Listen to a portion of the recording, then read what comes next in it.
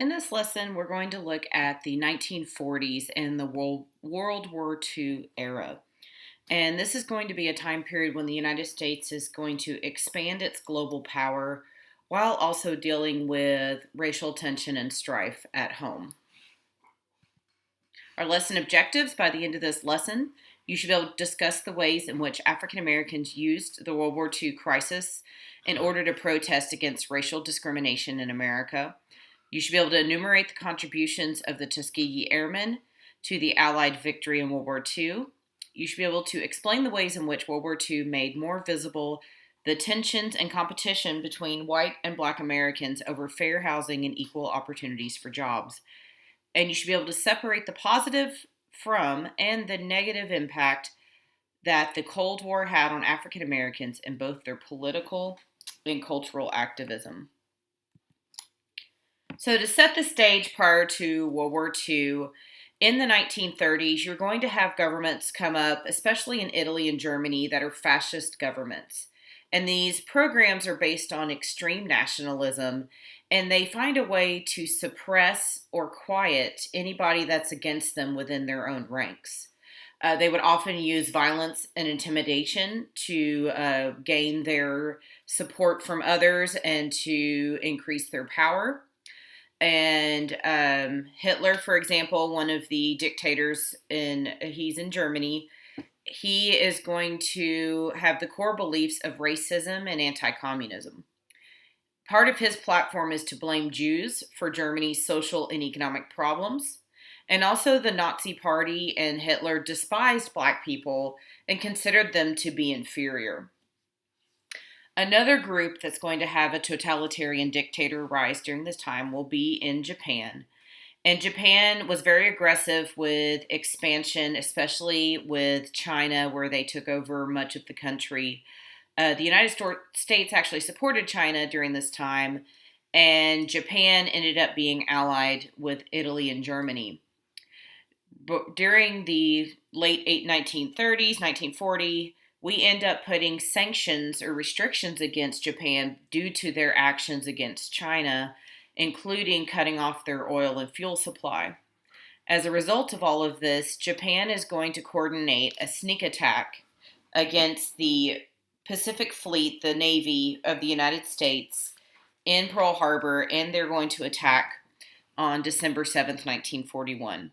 Before this, Roosevelt really tries to stay out of World War II, but after Japan attacks Pearl Harbor, we really didn't have any other choice but to declare war on Japan, and then it ends up leading to us joining World War II.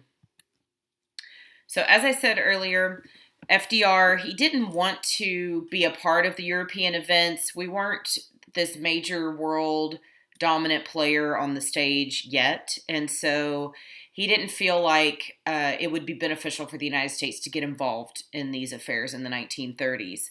He had trouble convincing Congress to enlarge the army to prepare in the instance we got into a war.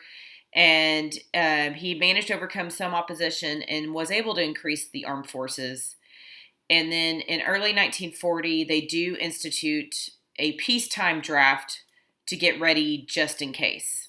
During this time when we're going to have this emerging world crisis, there will be growing activism amongst African Americans. Two main events that will lead to this. One is the invasion of Ethiopia by Italy. Ethiopia was one of 3 black-ruled nations at this time. And so when this happened, you will start to see African Americans raise money and try to purchase medical supplies and to provide support, treat the wounded in Ethiopia, and to do things to help with this group. Eventually, the Italians do win the war in 1936 by some pretty shady means, if you will. And but this also led to more black internationalism and more support for the African continent. Another event that's going to lead to African action and activism will be the Civil War that happens in Spain.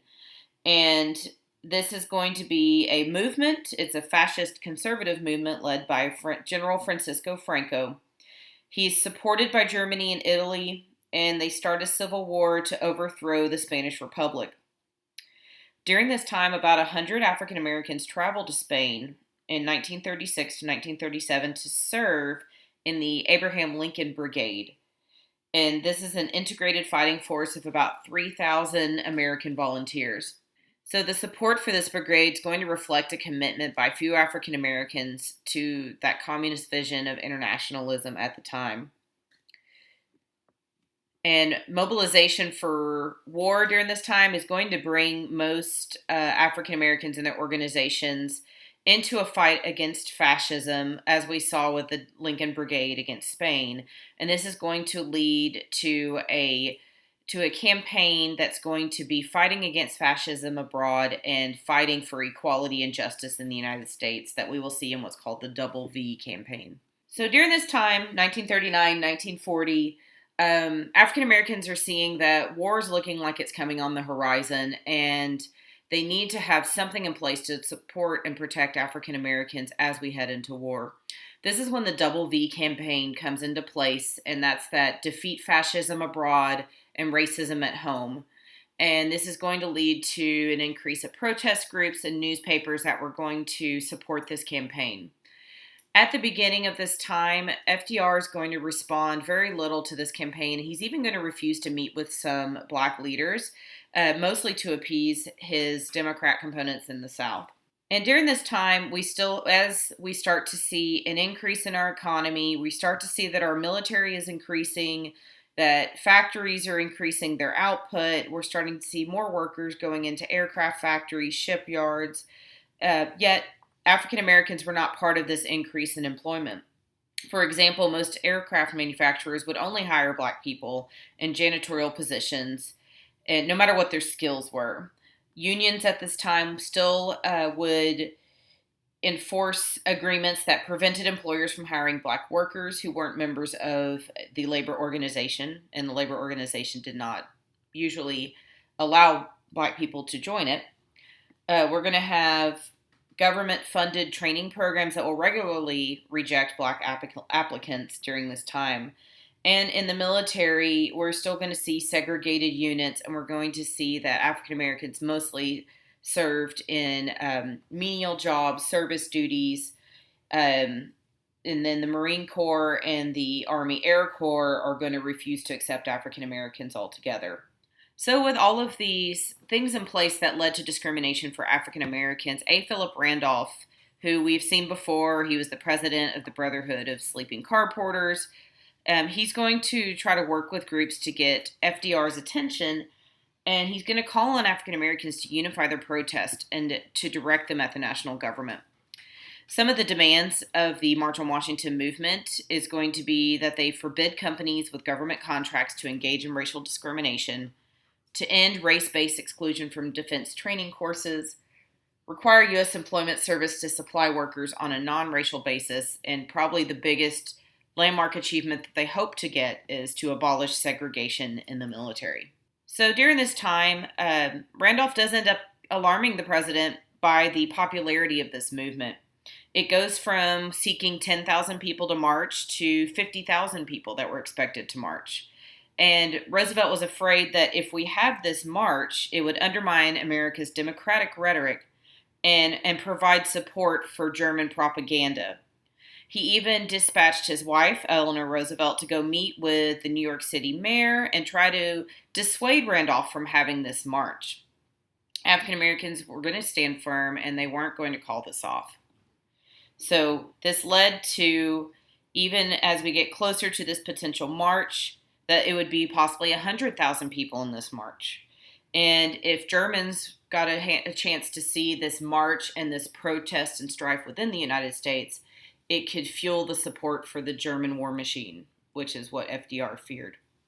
So as a result of this, by the end of June 1941, FDR does end up agreeing to draft the Executive Order 8802. And this order issued what banned discrimination in employment in defense industries and the federal government. This ended up appeasing Randolph, who then called off this march. So with this executive order, it's going to also include the Fair Employment Practices Committee, which is going to be created to investigate complaints of racism. They didn't discuss desegregation of the military at this time, but there were some promises that were made. Now, some industries did try to find a way to resist this executive order. They would make what they call token hirings of African Americans. One of the things that ended up being progress for the FEPC during this time is that there was this formal acknowledgement by the federal government that it bore some responsibility for protecting Black and minority rights in employment during this time. And as they continued to fight for equality, they realized they were going to have a hard hill to climb, because most white people at this time, they were going to put their efforts towards winning the war, and that took precedence over the racial issues of the time. So this was a first victory towards equality at the beginning of the war, and we will see later some other executive orders and victories that will come about. So one of the big issues for African American equality during World War II is race in the U.S. Armed Forces. So at the beginning of the war, African Americans were expected to serve. They were drafted, just like white soldiers, but they were assigned to segregated battalions and were in non-combat positions. So during this time, African Americans were kept out of more prestigious branches of the service, and they also were confronted by tremendous obstacles to become officers and to lead different units.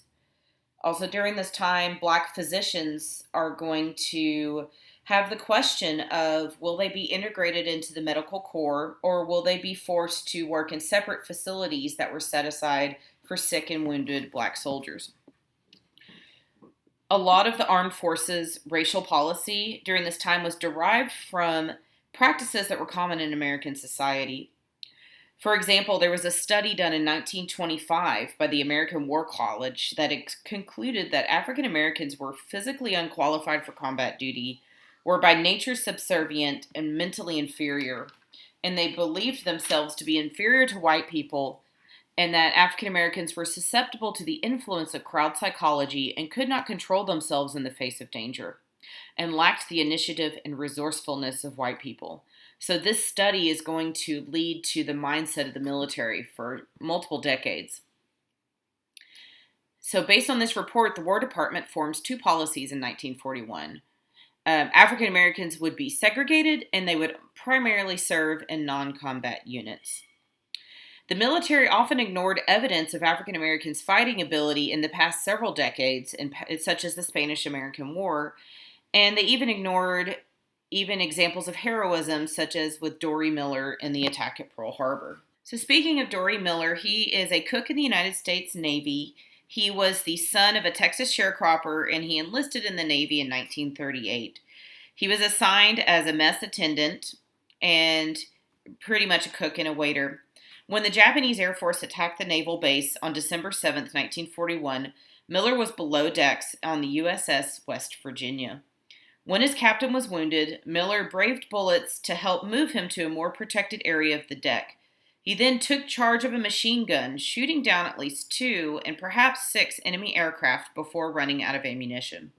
Miller had never before fired a gun or been trained in weapons and ammunition. On May 27, 1942, the Navy cited him for distinguished devotion to duty, extraordinary courage, and disregard for his own personal safety, and awarded him a Navy Cross, the highest medal that the Navy could bestow.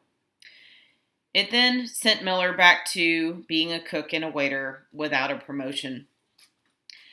Miller he was later killed when an aircraft carrier he was serving on was sunk by the Japanese during the Battle of Macon.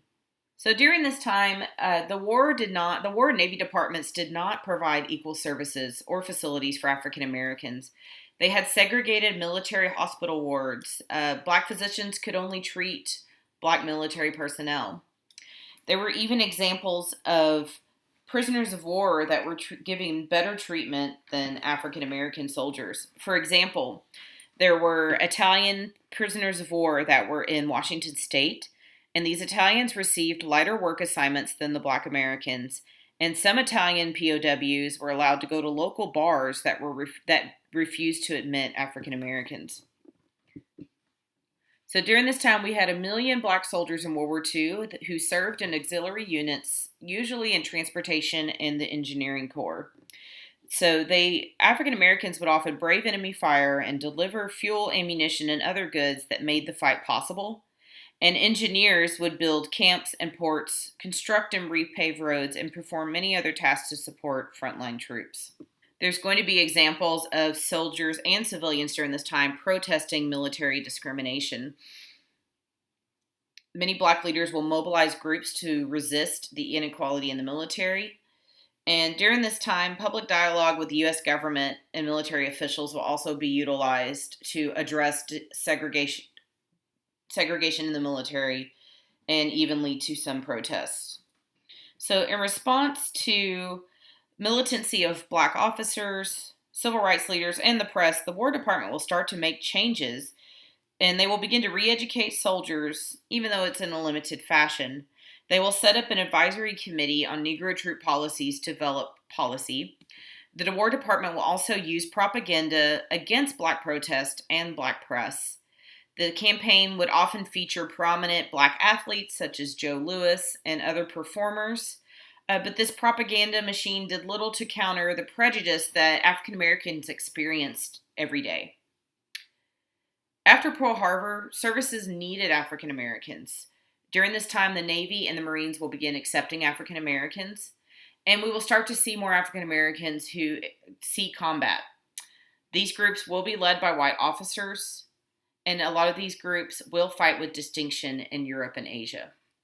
Women also became part of this desegregation action. We will see 4,000 women who will serve in the Women's Army Auxiliary Corps. There was immediate public support for this, and this will also be a time where the War Department will end quotas and exclusion, where they would only take a certain number of African American nurses, for example. And so they will, whenever they realize, for example, there's a nurse shortage in the military, they will start to accept more African American nurses to help treat soldiers abroad. After the War Department ended quotas and exclusions, the Navy will also follow suit. The most visible group of Black soldiers who will serve in the Army Air Force, and this is going to be the Tuskegee Airmen.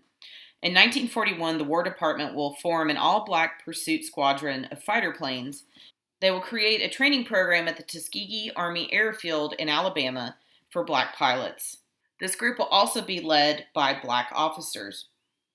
This group will fly its first combat mission against the Italian island of Pantelleria in the Mediterranean on June 2nd. The squadron will participate in an air battle over Sicily. They'll support the invasion of Italy, and they regularly engage German pilots in aerial combat. The Tuskegee Airmen will fly over 15,500 sorties, complete 1,578 missions, and escort 200 heavy bombers deep into German territory. They will accumulate 150 Distinguished Flying Crosses, a Legion of Merit, a Silver Star, 14 Bronze Stars, and 744 Air Medals. One of the other challenges for the Tuskegee Airmen will be the technology. So the airmen and mechanics had to learn how to master the technology of very complex machines and a variety of fighter planes that are going to be used by these pilots. The Tuskegee Airmen flew more different kinds of fighter planes than any other group of pilots. And so the mechanics in these groups had to master all of these different engines. Standardization of the aircraft were not possible at this time. So we will see a new generation of African Americans who become soldiers during World War II, and the experience gave many of them an enhanced sense of themselves and commitment to fight for Black equality. Most of the soldiers for World War II that were drafted had attended high school, and more of them were either high school or college graduates. Some of them had more what they would call radical ideas, and many of these soldiers will have a strong sense of self-worth and dignity. The armed forces will also expose African Americans to a world outside of the segregated South, and it will nurture this new international consciousness.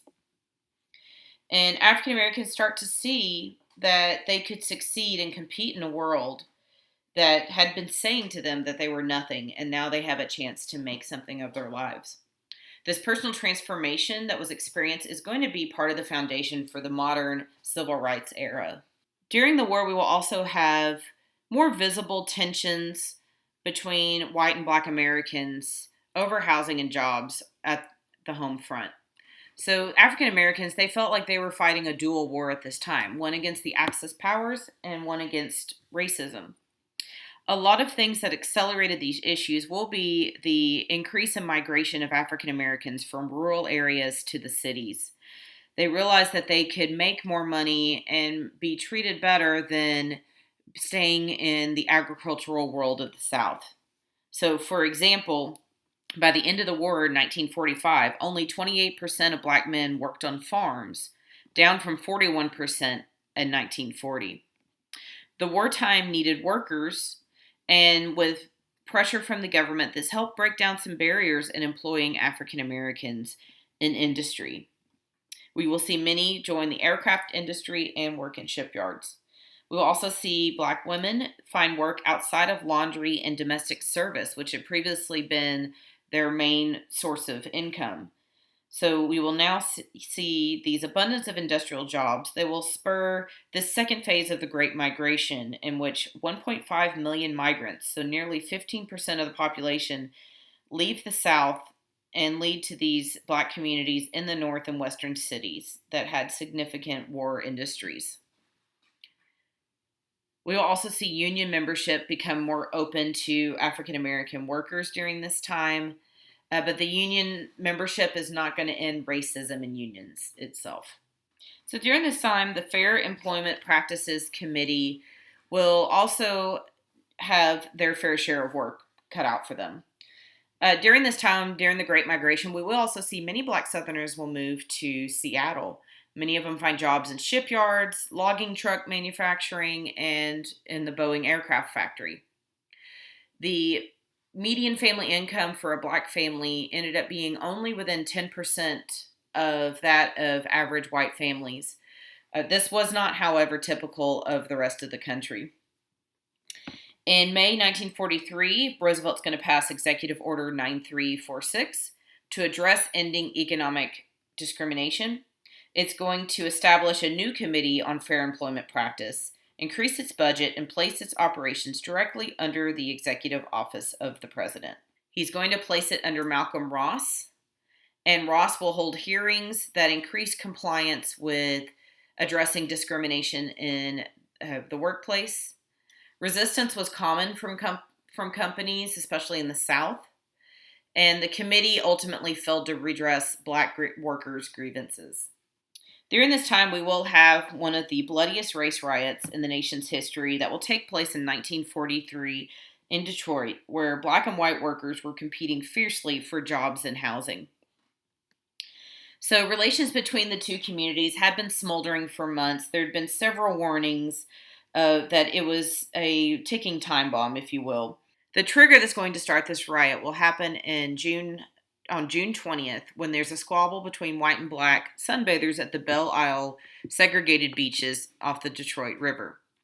There's going to be a white mob that will attack black men and women.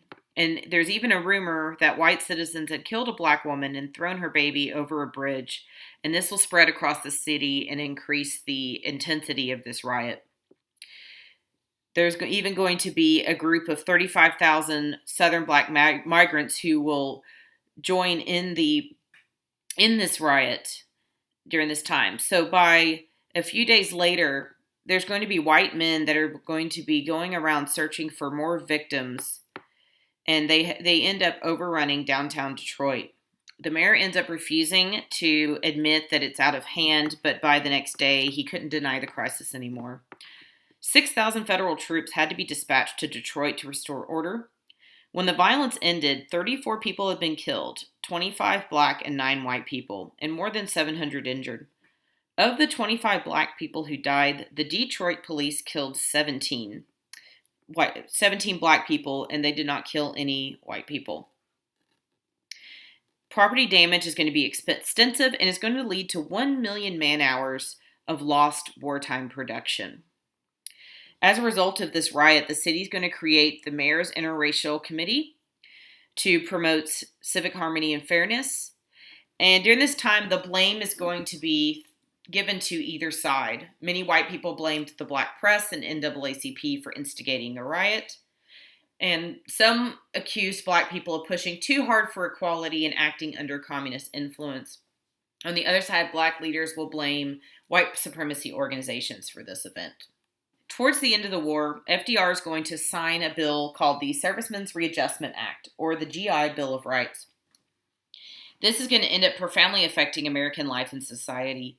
It rewarded the sacrifices and accomplishments of Black and white veterans in the war with college tuition allowances, stipends for books, and guaranteed loans of up to $2,000, which was a large sum at this time, at low interest rates to purchase homes or to launch small businesses. By 1947, veterans were half of all college students. This made upward mobility possible for a generation of American men who entered professions and trades and purchased homes. The GI Bill will fuel higher education, transportation, and a construction boom. For example, between 1950 and 1960, Americans built more than 13 million new homes. 11 million of them were in the suburbs, which has a huge boom during this time. So, with this, Black veterans did not fully receive the same benefits of the GI Bill of Rights. For example, in Mississippi was able to, they insisted that state and local veteran administrators control the distribution of the benefits. So in Mississippi, by the summer of 1947, local officials had approved over 3,000 Veterans Administration home loans, but only 2 of these went to African American veterans. Also during this time, in northern areas, real estate agencies and banks practiced redlining and denied Black men mortgages in desirable areas. So the denial of loans and the violence that often erupted when Black families attempted to move into suburban areas will end up curtailing that upward and outward mobility for the African American population at this time. During the home front, we will also see the NAACP grow tremendously, and a lot of this is going to be in the South. They're going to increase membership from 50,000 in 1940 to 450,000 by the end of the war. And much of this is going to be attributed to that double V campaign of fighting fascism abroad and racism at home. During this time, we will see a group join African Americans to establish the Southern Regional Council. This will be an interracial coalition devoted to expanding democracy, and they will conduct research and focus attention on inequalities of Black life in the South. Also during this time, we will see a group called the Congress of Racial Equality, or CORE, that will be formed. And this group is a group of pacifists, and they will find ways to make America live up to the ideas of equality and justice on which it based its war program. They're going to pursue different tactics from existing civil rights groups, and they're going to follow the nonviolent protest methods of Gandhi in India. During this time, we will also see Black women organize in women's political councils and other groups to press for integration of public facilities such as hospitals, swimming pools, theaters, and restaurants. We'll also see an increase of Black college students who will begin protesting segregation in public areas. After the surrender of Germany in May of 1945 and Japan in August of 1945, the United States will begin to transition to peace. So the experiences of many Black men who returned home after World War II will mirror the same racist violence that World War I veterans had also suffered. Factories that were, after the war, African Americans were returned to factories that were returning to discriminatory hiring practices. There will be difficulties in finding decent, affordable housing. There will be inequalities in education, and there will be examples of police brutality during this time. African Americans, however, compared to World War I, this time they were ready, willing, and able to fight for their equality and justice. Many returning Black servicemen will also receive violent receptions in the South. Isaac Woodard was a 27-year-old sergeant in the U.S. Army who had been awarded the Battle Star and was still in uniform heading home on a Greyhound bus in South Carolina when he got in a dispute with a bus driver. The driver summoned the police, and law enforcement officers detained Woodard and charged him with disorderly conduct and proceeded to beat him. They placed him in a local jail where he was beaten again, permanently blinded, and denied medical care. Woodard ended up spending weeks recovering in a military hospital after this. This led to a court case where the police chief and several of his officers were charged with violating Woodard's civil rights. The police chief admitted striking Woodard but insisted he had not blinded him. It took half an hour for an all-white and all-male jury to acquit the police chief. Woodard did gradually recover from his injuries during this time. There's several other examples of people who, when they came home from the military, were still meeting discrimination and led to other outbreaks of violence in the treatment of African American soldiers in this time, including some riots and lynchings of African Americans. In 1947, Harry Truman created a committee to investigate civil rights, but the violence will continue. After World War II, we start to shift our focus towards what's happening with the Soviet Union, and this will lead to what's called the Cold War.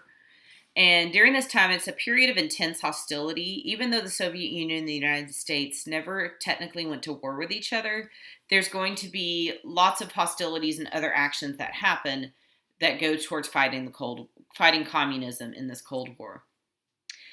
Right after the war, Europe's going to be divided into two spheres. You'll have the more democratic Western side that was supported by the United States, and then you will have the Eastern side of Europe that is influenced by the Soviet Union. This is going to lead to the formation of NATO, the North Atlantic Treaty Organization. During this time, the United States struggled to keep Asian and African nations out of the Soviet orbit, and things they try to do to help keep them from falling under communism was foreign aid, military force, and even clandestine operations by the CIA. This conflict is going to result in a rise of permanent military establishment to keep a large standing army and to keep investing money into the military. The federal government's power will grow, and it will provide a check on the white Southerners' control of race relations. We will also see American policymakers concerned with winning allegiance of Africans and other non-white people given race relations in the United States at this time. One of the messages that happens as everybody is anti-communism at this time is that conservatives will start to use fears of communist subversion to attack anyone who wanted change, and this group could include those who wanted change with race relations. We will see Communist Party members, union members, and civil rights leaders who will be part of this attack. Truman will even respond with a loyalty program where people could be fired if they were perceived as not being loyal and having communist leanings. We will also see militant American anti-communism that will be ignited during this time. The biggest example of this will be Senator Joseph McCarthy, who sets up the House of Un-American Activities Committee, where they especially target the entertainment community and the press and claim that people are covert communists that were in the United States to subvert the American way of life. And this leads to several people ending of their careers because of these accusations. In 1951, W.B. Du Bois is even indicted for serving as an agent of foreign principal, but the charges end up being dismissed because they couldn't find evidence that he had done anything wrong. We also talked about earlier Paul Robeson, who was a very famous performer during this time, and he also will become part of this, where he is basically hunted down for pro-Soviet views. He later ends up refusing to sign an affidavit concerning past membership in the Communist Party and ends up having his career ruined and his passport revoked in 1950. Coming up, we will have the election in 1948. And during the election in 1948, we will have President Truman, who's not expected to win this election because he faced strong challenges from Thomas Dewey, who was a popular Republican from New York. He's also going to have a challenge from his former Secretary of Commerce, Henry Wallace, who had been Roosevelt's vice president from 1941 to 1945, and this will compound Truman's problems. So in the election, you will have Harry Truman, who's a Democrat, versus Thomas Dewey, who's a Republican, versus Henry Wallace, who is the communist-backed Progressive Party, and versus the Dixiecrat Party, which we will later see. Wallace's goal was to take votes of liberals, leftists, civil rights advocates that were disappointed with Truman's moderation. Truman knew that he needed black votes in the northern states, so he starts to endorse more civil rights legislations. He even embraces recommendations such as passing an anti-lynching bill, ending discrimination at the ballot box, and abolishing a poll tax and desegregating the military. At the Democratic Convention, they passed a strong pro-civil rights plan. Many white Southerners, including Strom Thurmond, leave the convention and they form their own Dixiecrat Party. So in this election, the Dixiecrats carry South Carolina, Alabama, Mississippi, and Louisiana. Wallace will not carry any states, and Dewey will carry 13 northern and midwestern states. But Truman will win a plurality in the popular vote and a majority of the Electoral College. The failure of white supremacy to prevent the Democratic Party from advocating African American rights and Truman's victory, despite the defection of hardline racists, will represent a turning point in American politics. Leading up to the 1948 election, Truman will also end up desegregating the armed forces. In March of 1948, Congress will reinstate the draft. A. Philip Randolph, who was part of the March on Washington movement, will form the League for Nonviolent Civil Disobedience Against Military Segregation. He's going to warn that black men and women would refuse to serve in a Jim Crow army. On July 26, Truman, who's anticipating war between them and the Soviet Union, and he also needed support of black voters, will end up issuing Executive Order 9981, which will desegregate the military. This will mandate equality of treatment for all persons in the armed forces. As a result of this, we will start to see an increase of enlistment in different branches of the military. We also see some black women who were able to move ahead in service branches that could not before. We don't really see this fully implemented until the 1950s and the outbreak of the Korean War. And during this time, the Army is going to end up acting on Truman's executive order and authorizing the formal integration of units in Korea. By 1954, the Army had disbanded its last all-black units, and the armed forces became one of the first sectors of American society to abandon segregation. So in conclusion, from 1940 to 1954, it's a dynamic period of activism. We will see more international consciousness of African Americans as they serve abroad around the world. We will see this quest for racial justice in the military and happening at home. Some of the things that help will be FDR's Executive Order 8802, which will be a victory for A. Philip Randolph's March on Washington movement. We will see World War II transform black servicemen and women, but they will continue to suffer white terrorism and judicial injustice at home. The Cold War climate in America was hospitable and hostile to African Americans as they get ready to act in the civil rights movement.